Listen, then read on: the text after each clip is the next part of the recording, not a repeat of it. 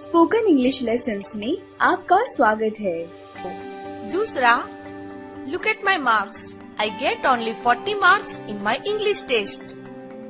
आई get यानी मैं पाता हूँ या फिर मुझे मिलता है। उदाहरण के लिए, get it from the market यानी बाजार में से प्राप्त करो। Get your pencil and write it down.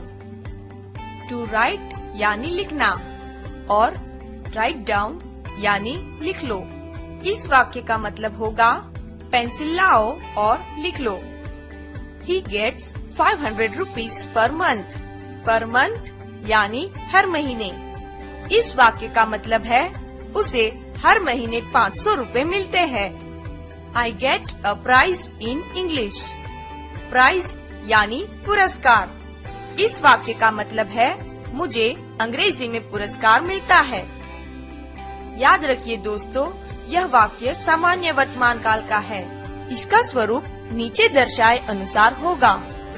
I get यानी मैं पाता हूँ।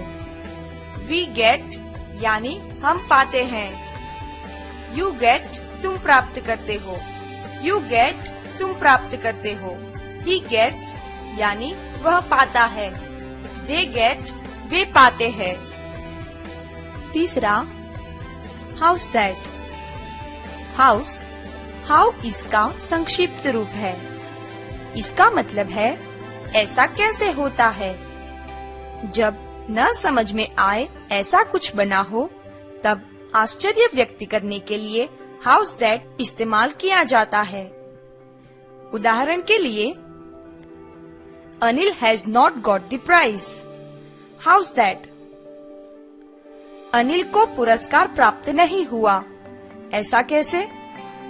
You are not playing with me today. House that आज तुम मेरे साथ खेल नहीं रहे हो। ऐसा कैसे? It is time to go home but the bell has not rung. House that RING ring का भूत कृदंत रूप है RUNG रंग। रंग यानी बजा हुआ। बट यानी लेकिन। इस वाक्य का मतलब होगा घर जाने का समय हो गया है परंतु बेल नहीं बजा है। ऐसा क्यों? चौथा, I don't get enough time to study। I don't get यानी मैं पाता नहीं हूँ या मुझे मिलता नहीं है। यह I get का निषेधवाचक है।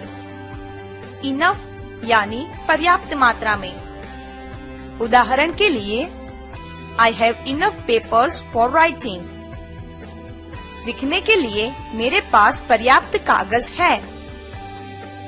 Have you enough room for sitting? यहाँ रूम का अर्थ है जगह। तुम्हें बैठने के लिए पर्याप्त जगह है? We have enough time। हमारे पास पर्याप्त समय है। They have enough money। उनके पास पर्याप्त पैसे है। To study यानी अभ्यास करने के लिए या पढ़ने के लिए।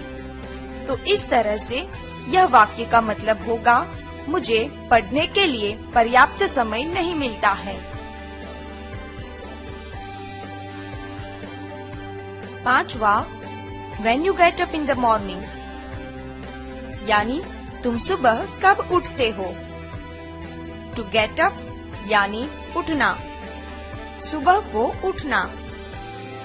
रात को सोने के लिए To go to bed का उपयोग किया जाता है। आइए दोस्तों, ऐसे ही अर्थ दर्शाने वाले कुछ वाक्यों को देखते हैं। Do you get up early? Early यानी जल्दी। तुम जल्दी उठते हो।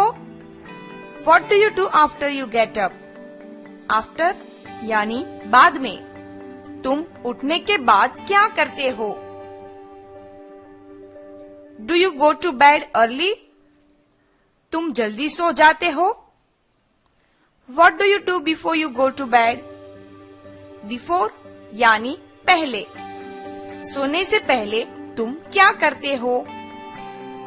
इस तरह से बिफोर और आफ्टर एक दूसरे के विरोधी शब्द है। 6. I get up at 6:30. At 6:30 यानी 6:30 बजे। हाफ यानी आधा। उदाहरण के लिए a half apple या half an apple यानी आधा सेब। a half hour या फिर half an hour यानी आधा घंटा।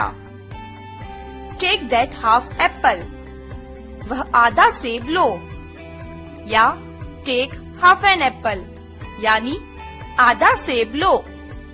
A half hour has 30 minutes आधे घंटे में 30 मिनट होते हैं। I have worked for half an hour मैंने आधे घंटे तक काम किया। लगभग आर्टिकल a, n और the को हाफ के बाद ही रखा जाता है। पास्ट यानी बीता हुआ या फिर गुजर गया हुआ। यह टू पास क्रियापद का भूत कृदंत है। टू पास यानी गुजर जाना। भूतकाल के लिए पास्ट टेंस और भूत कृदंत के लिए पास्ट पार्टिसिपल शब्द का उपयोग होता है। उन शब्दों के यही अर्थ है। 6:30 यानी कि 6:30, 7:30 यानी कि 7:30 इत्यादि। इस ट्यूटोरियल को देखने के लिए धन्यवाद। मिलते हैं अगले लेसन में।